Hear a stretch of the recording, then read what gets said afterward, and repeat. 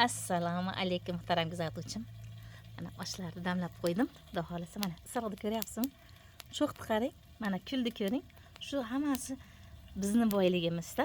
Shuning uchun baraka topinglar, o'tirlaydi. Ali gullaringni, siniqlaringni olib chiqib tashamanglar. Ali atir gullaringni, siniqlarni tikoni kiradi, tashlab yuborasizlar. Yo'q, undan bir pastagina bir tup atir gulni unaqasiga ham osh pishadi, baraka topinglar. Tagiga hashi-hashi qo'ysalaring, qarang. Sho'xni qarang, mana isiriqlar solib qo'ydim tutab. Ilohim, isiriqni iforini bilasizmi? Qanaqa yaxshi, qanaqa shirin.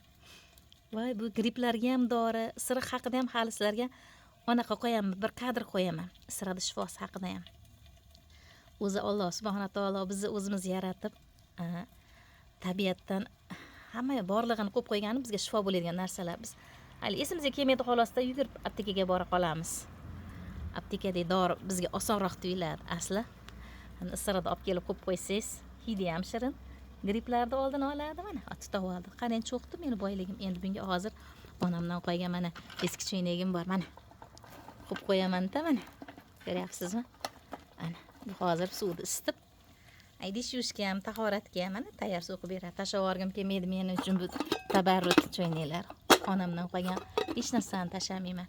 Hali onam haqida ham sizga yaxshi kadrlar qo'yaman. Joylari jannatdan bo'lsa, onalarimizni, o'tganlarimizni, otamni, amalarimni umrini uzun qilgan kadrlar ko'rib boryapsiz, muhtaram kuzatuvchi. Salomat bo'ling. Mana o'tinlaringni tashamanglardi, mana qarang. Ozginagina o'tindan bitta osh pishdi. Gazizam ekanim, o'chaqda oshi boshqachada, baraka topinglar. Mana g'ishtdan yasalgan oddiy o'chog'imiz. Shuni ham boriga shukr, bergan ne'matlaringga shukr Alloh subhanahu va taolo. Mana choynagim ham boriga shukr. Mana qo'lga idishga bo'laveradi. Onamdan qolgan bir tabarruk choynak. Ona joyi jannatdan bo'lsa, onajonim. Allohim, sizga qilgan qayerdadir xafa qilgan bo'lsam, anchagina xafa qilgan bo'lishim kerak. Gunohlarimizni kechirgin Allohim.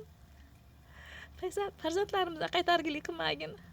Onamni joyini jannatdan qilgan akalarimni, mana shu ko'ryap turgan tomoshabinlarimiz ham kimlar o'tgan bo'lsa, jigarlari, opaqa, enalari o'tgan bo'lsa, yaqinlari o'tgan bo'lsa, ruhlari shod bo'lsin.